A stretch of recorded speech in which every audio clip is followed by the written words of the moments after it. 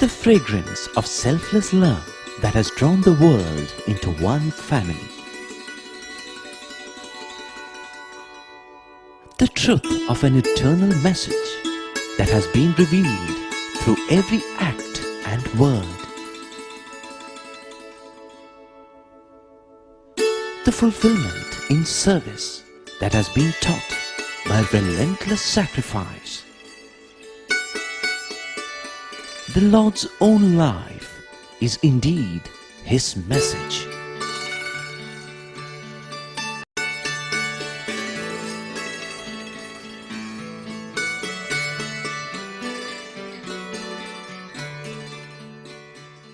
Sai Ram, greetings from Prashanti Nilayam. Today is the 26th episode of our month-long tele-serial entitled The Message of the Lord. And the theme that we have chosen for today is service to society. Now there are two reasons why we chose this theme. The first is because Bhagwan Baba regularly advises us to do service. And where students are concerned, Swami lays great emphasis on service to society.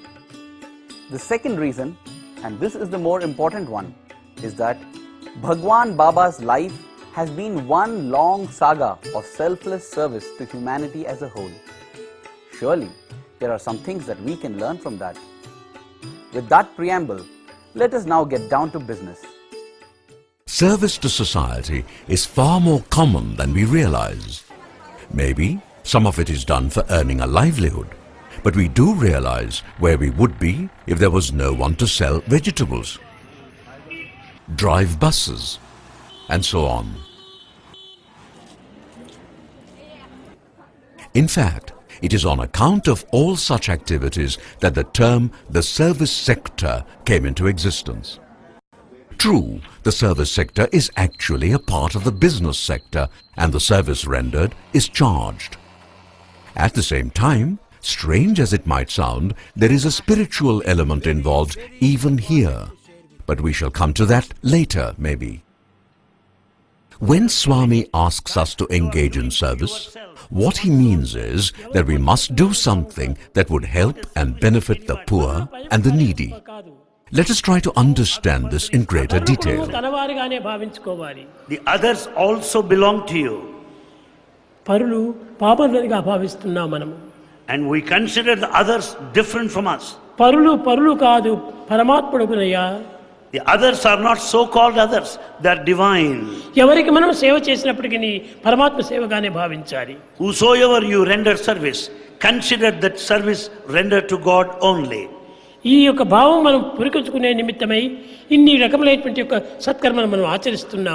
Only to foster that feeling, we undertake so many service activities. ఈ service activities అంతా కూడాను ఎవరి నిమిత్తం చేస్తున్నామని మీరు గుర్తించాలి. You should also know for whose sake you are doing service activity. మీ నిమిత్తమే మీరు చేస్తున్నారే కానీ పరుల నిమిత్తం కాదనేటువంటి సత్యాన్ని గుర్తించి వర్తించాలి. You should know the fundamental truth that you are serving others for your own sake, not for anybody. ఈ విధమైనటువంటి యొక్క స్వార్థరహితమైనటువంటి యొక్క ప్రేమలో మనం ప్రవేశించి we should have that selfless love in full. మనం ప్రపంచంలో మనము తగినటువంటి సేవల లోపల మనం పాల్గొనాలి. And we should participate in service activities in this world. For most of us, service normally means feeding the poor, running medical camps, and that sort of thing. Such grassroots service is very important, and its value should not be underestimated. In fact, there are many groups engaged in such activities throughout the world. There are people who help the handicapped, people who aid children, people who assist the aged, and so on. When Baba wants us to engage in service, does he want us to do this sort of thing? మీరేదో కొన్ని విధమైనటువంటి పరోపకారం చేస్తున్నామని భ్రమిస్తున్నారు. You imagine that you have been helping others. ఇది కేవలము గొప్ప సేవలు కాదు. They are not great service anyway. ఆ భావములు హృదయమునందు ఏమాత్రం కూడాను ప్రవేశించకుండా చూసుకోవాలి. See that such feelings don't find a place in your heart. అప్పుడే నిజమైన సేవలుగా రూపొందుతాయి. Then only it will be true service in spirit. Service అనగా ఏమిటి? What is service? ఏదో మనం సేవలు చేయటం సర్వీస్ అనుకుంటున్నాం. We think some activity The is best service. way to love God is to love all, serve all. The best way to love God is to love Prema all and చేత మనం serve all. ప్రవర్తించాలి. We have to do service with love. ఆ ప్రేమ చేతనే మనం ఈ యొక్క పనులు చేయాలి. We have to do all activities with love. అప్పుడే నిజమైనటువంటిది. ప్రేమ అనేటువంటి యొక్క పాజిటివ్ లేకుండా ఎన్ని సేవలు చేసినా అవంత నెగిటివ్గానే మారుతుంటాయి. Without this positivity of love, however number of services you render, they're all... The fact is, most of the service done by various organizations, NGOs as they are often called these days, is well intentioned. Further, the service is rendered in a humanitarian spirit. There is absolutely no question that such service has done a lot of good to millions all over the world. Keeping that in mind, let us remember that when we do service, Swami wants us to add something unique and extra, which is the spiritual element. That something extra being very special, let us spend a few moments trying to understand its significance. Normally, when a person does service, it is not unusual for that person to think of the good he or she has done to others. Swami, on the other hand, is quite emphatic that we should not spend any time thinking about any good we might have done.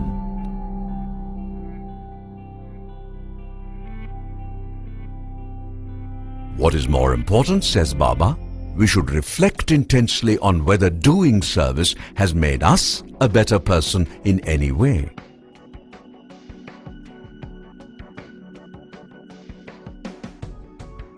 We are sure this would come as a terrific surprise to most people, but there is a good and deep reason why Swami wants us to introspect in that manner. He says that while it is true service when it is always rendered to help the needy, for a person on the spiritual path, service means something much more. Baba adds that there are three things a person must pay careful and serious attention to. Firstly, the person must not expect any reward or appreciation or even a pat on the back for rendering service. Maybe others might praise the person for his or her dedication, commitment, etc. However, that praise must sit lightly and not go to the head. Rather, it must drop off like water from a duck's back. Next, the one who renders service must see God in the one who is served. This is very important, and this, by the way, is the reason why poor feeding is invariably referred to as Narayana Seva in Sai circles. It is never called poor feeding, although in practical terms, that is what it often is. Thirdly, at the end of this service, let me think. Has it helped me in reducing my ego in any way? Has it made me more aware of the various kinds of problems that people face in their daily lives? How widespread is the problem? And can it be eradicated completely and dealt with on a larger scale? Baba's remarks are important and merit some attention because it is in the spiritual angle that the service rendered by Sai devotees differs qualitatively from the service that NGOs normally engage in. Since the year 2000, the students of Swami's University spend about 10 days or so every year going out in thousands every day to neighboring villages to distribute food and clothing and also to spread Swami's love. This service, called Grama Seva or village service, is usually done during the Dasara festival, which comes during the September-October period. Many outsiders often say, "You know, it is all nice to take out students to villages and all that, but frankly, what can one day of service in a village once a year do for that village? I'm not sure it is worth it." Superficially, what such critics say might appear to carry some meaning. But look at it this way. There are a little over 400 universities in India. In how many universities do students ever spend even one single day mingling with poor villagers, going door to door, spreading love and cheer? In fact, students living in urban areas hardly know what villages are like, much less about the fact that even today, 70% of the people in India live in rural areas.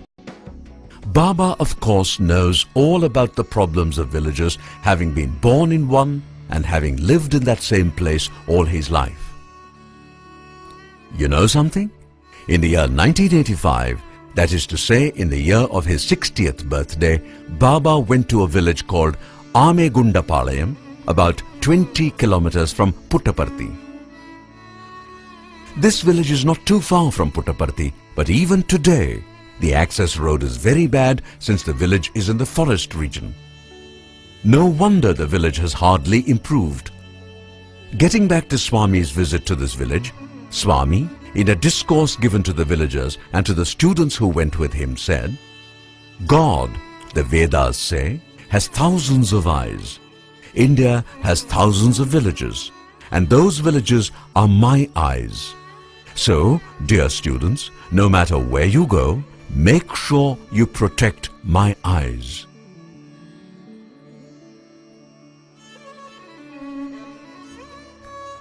What could be more clear?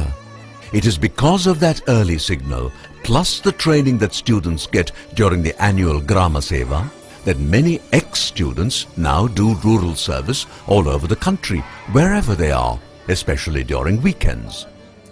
Now, are there other universities whose graduates do regular village service in a similar manner after they become employed? None at all.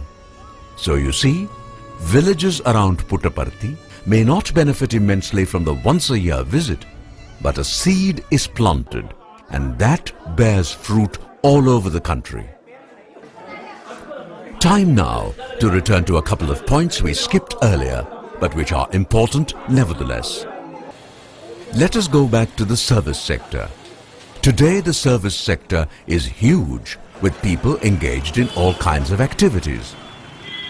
All these activities, be it driving taxis, or working as nurses, or doing construction work, or any other activity for that matter, involves people engaged in some kind of work that benefits the public at large in some manner or other.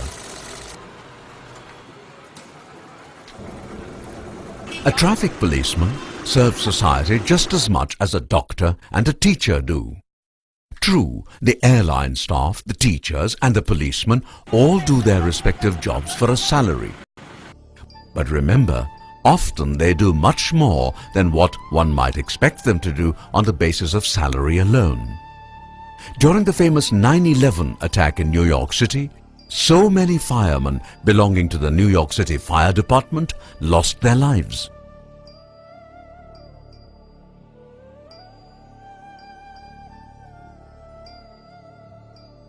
Similarly, during the famous Mumbai terror attacks, many policemen lost their lives, as also people doing service in hotels. Clearly, these are calls beyond normal duty. What we do not realize is that this sort of thing happens far more frequently than we realize and almost everywhere. Why? Because there is innate goodness in people. Which is why Krishna says in the Gita, and Baba also stresses, 1. Whatever be the work you do, think you are doing it for me. 2. Offer the work to me. And 3. Do so with love. This is how, says Baba, work can be converted into worship. Do you see what a great idea and convenience this is? God in His mercy tells us, I know how busy you are, so don't bother about going to a temple or church or whatever to pray. All you have to do is to convert your work into worship. You don't know how to do that? Well, here's how you do it. Suppose you are an airline pilot.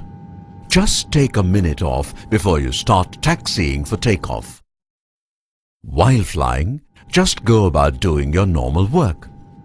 But when you land and your aircraft has come to a stop, take a minute off to offer thanks to God and offer the entire flying to Him. Your spiritual bank account would register a huge deposit. You can do the same thing if you are a doctor. Just say a short prayer before you start the surgery. After that, just be busy about your surgery.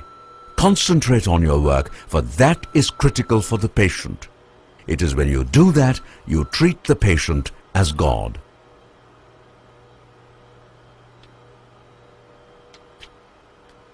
And when it is all over, just say a short prayer thanking God. So that's how simple Baba has made it all for us. Now let us understand this message again in simple words. It basically means one might be doing work as a part of one's job. However, says Krishna, even that work most likely would involve service to the public in some manner or the other. In every case, says Krishna, think you are working for God, no matter who your employer is. After all, in the ultimate analysis, God is the boss of everyone. Remembering that God is always the boss, work diligently and sincerely, seeing God in the person whom you are dealing with. Finally, tell God, God, I did that work for you, and am now offering it to you with love. Please be so kind as to accept it. That's all. It's so simple. You do your normal work and get paid. But by thinking of God and offering it to Him, your spiritual bank balance also goes up. So, it's a win-win situation, and what better deal could one ask for? We all do work, no doubt, but there are some people who really take their work very seriously. And out of such earnestness and dedication, a lot of good can also come. Here is a real-life example.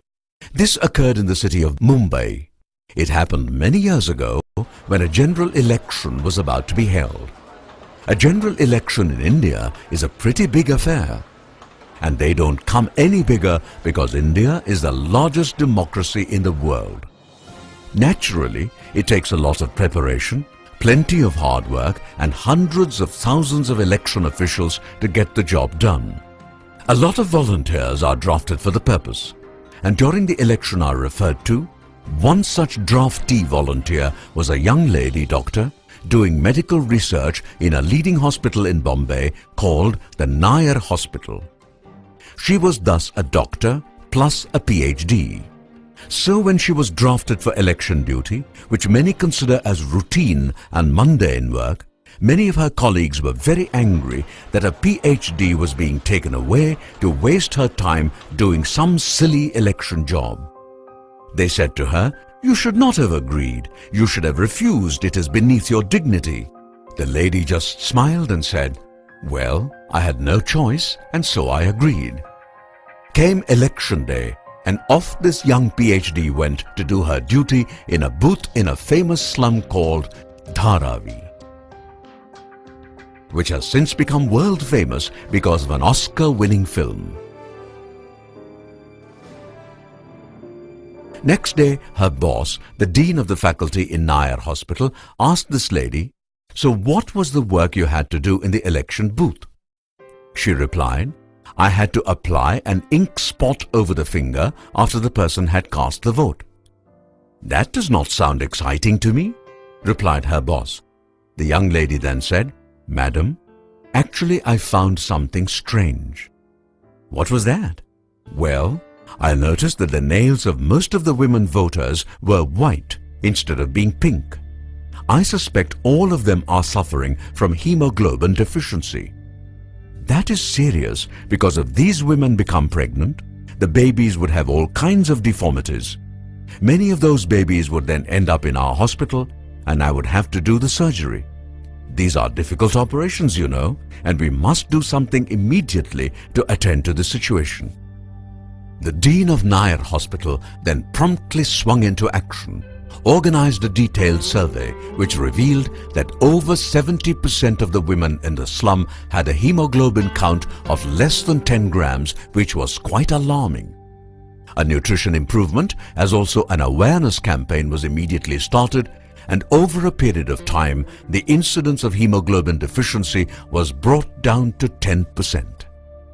Here then is a wonderful example of how a young and highly qualified lady treated a mundane job as important and was alert enough to observe something she need not have bothered about, as a result of which an entire slum benefited. That really is what Karma Yoga is all about. Now, is this all that complicated to understand? One last point and we are through. There is an important activity that does not involve field work, but it is also service, very important service we might add. Take climate change, for example. This, as everyone knows, is of critical importance to the very future of humanity. Meetings and conferences are held all the time to discuss this, but after that, little happens, which is both sad and disappointing. The reason why most of these conferences end in stalemate is that the people attending represent different interest groups, each of which is keen to protect its own self-interest. People may say great things in their speeches, but at the end of the day, selfishness and groupism scuttle decisions. Meanwhile, both the planet and the people on it suffer. If we are really serious about solving problems, and solving global problems is also a service, in fact a great service, then we have to pay serious attention to the spirit in which problems are to be solved, and that precisely is where the spiritual aspect enters the picture.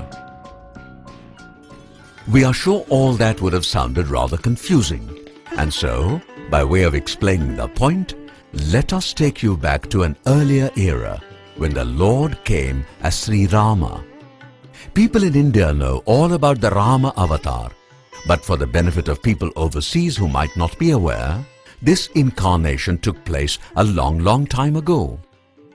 Some might have witnessed the celebration of the birth anniversary of Rama, which usually comes in the March-April period.